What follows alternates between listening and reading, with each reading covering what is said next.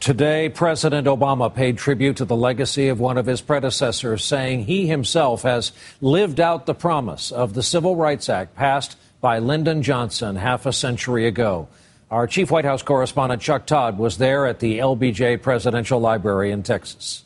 He came to power in the wake of a tragedy.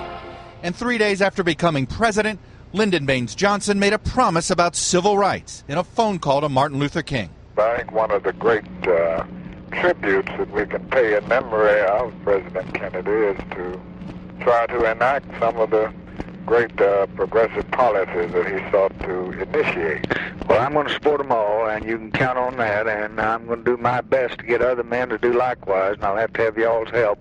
And a half century later, a celebration of a promise kept. He understood what it meant to be on the outside.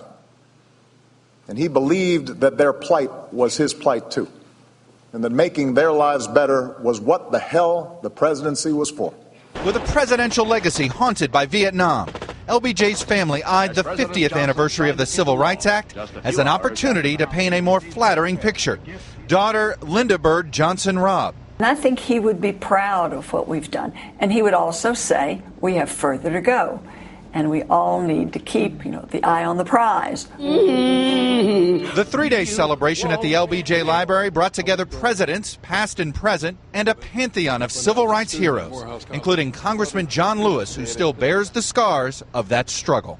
President Obama would not be president if Lyndon Johnson had not passed the Civil Rights Act of 1964 and the Voting Rights Act of 65.